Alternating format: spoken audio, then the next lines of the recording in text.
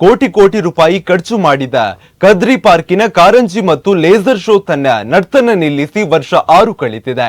ಮಂಗಳೂರಿನ ಕದ್ರಿ ಪಾರ್ಕಿನಲ್ಲಿ ಸರಿಸುಮಾರು 5 ಕೋಟಿ ರೂಪಾಯಿ ವೆಚ್ಚದಲ್ಲಿ ಸಂಗೀತ ಕಾರಂಜಿ ಮತ್ತು ಲೇಸರ್ ಶೋ ಆರಂಭಿಸಲಾಗಿದೆ. ಆರಂಭಗೊಂಡ ಮೊದಲ ಕೆಲವು ತಿಂಗಳ ಕಾಲ ಜನರನ್ನು ರಂಜಿಸಿದ್ದ ಸಂಗೀತ ಕಾರಂಜಿ ಲೇಸರ್ ಶೋ ಕಳೆದ 6 ವರ್ಷಗಳಿಂದ ಸ್ಥಗಿತವಾಗಿದ್ದು ಮತ್ತೆ ನಡೆಸಲೇ ಇಲ್ಲ.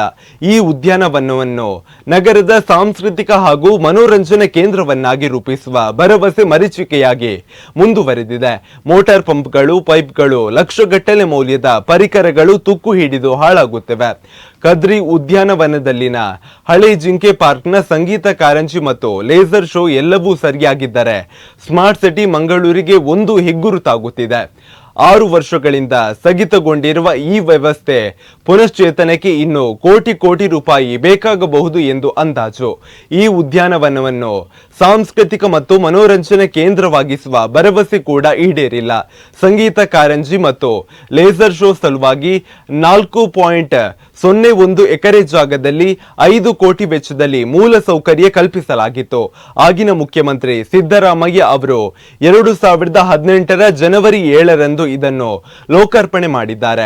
ಶುರುವಾದ ಕೆಲವೇ ದಿನಗಳಲ್ಲಿ ಇಲ್ಲಿ ಸಂಗೀತದ ಲಯಕ್ಕನುಗುಣವಾಗಿ ನರ್ತಿಸುವ ಬಣ್ಣ ಬಣ್ಣದ ಕಾರಂಜಿ ಪ್ರೇಕ್ಷಕರನ್ನು ಬೆರಗುಗೊಳಿಸಿದೆ.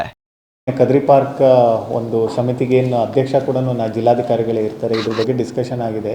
ಬಟ್ ಯಾವಾಗ ನಮಗೆ ಮೇಂಟೆನೆನ್ಸ್ ಮಾಡೋದಕ್ಕೆ ಯೋಗ್ಯವಾಗಿರುವಂಥ ಒಂದು ಸಮಯ ಸಿಗ್ತದೆ, ಅಂದರೆ ಈಗ ನಾವು 1 ಕೋಟಿ ಹಾಕ್ಬೋದು, ಇನ್ನು 2 ಕೋಟಿ ಹಾಕ್ಬೋದು. ಮೇಂಟೆನೆನ್ಸ್ ಮಾಡೋಕ್ಕೆ ಮತ್ತೆ 1 ಕೋಟಿ ಹಾಕಬೇಕು ಅಂದರೆ ಅದನ್ನು ಮಾಡೋ ಕೂಡ ಉಪಯೋಗ ಇಲ್ಲ. ಈಗ ನೀವು ನೋಡಿದ್ರೆ ಅಲ್ಲಿ ಮಾಡಿ ಹೇಳೋದು 3 ತಿಂಗಳು 4 ತಿಂಗಳು ಅಷ್ಟೇ ನಡೀತು, ಯಾರೂ ಮೇಂಟೈನ್ ಮಾಡಿದಲ್ಲಿ ಅದು ಮುಂದೆ ಉರಿಲಿಲ್ಲ ಅಂತಲೇ ಹೇಳಿದ್ರು. ಆ ರೀತಿ ಮತ್ತೆ ಆಗಬಾರ್ದು. ಸೊ ಅದಕ್ಕೇ ನಾವು ಲೋ ಕಾಸ್ಟ್ ಇದರಲ್ಲಿ ಹೇಗೆ ಜನರಿಗೆ ಒಂದು ಮನೋರಂಜನೆ ನೀಡೋ ಒಂದು ರೀತಿಯಲ್ಲಿ ಮಾಡಬೇಕು ಅಂತೇಳಿ, ಸುಮ್ಮನೆ ಜಾಸ್ತಿ ಒಂದೇ ಸರಿ ದುಡ್ಡು ಖರ್ಚು ಮಾಡಿ ಮೇಂಟೆನೆನ್ಸ್ಗೆ ನಮಗೆ ಮಾಡೋಕ್ಕಾಗಲಿಲ್ಲ ಅಂದರೆ ಅದು ಉಪಯೋಗ ಇಲ್ಲ. ಸೊ ಅದಕ್ಕೇ ಎರಡೂ ಕೂಡ ತಾಳೆ ಮಾಡಿಕೊಂಡು ಒಂದು ಸರಿ ಮೇಂಟೆನೆನ್ಸ್ ಪ್ಲ್ಯಾನು ಮತ್ತು ಇದು ಪ್ಲ್ಯಾನ್ ಎಲ್ಲ ನಾವು ವರ್ಕೌಟ್ ಮಾಡಿದ್ಮೇಲೆ ಬಹುಶಃ ಇನ್ನೊಂದು 2-3 ತಿಂಗಳಲ್ಲಿ ಅದ್ರ ಬಗ್ಗೆ ನಮ್ಮ ಕಡೆಯಿಂದ ಒಂದು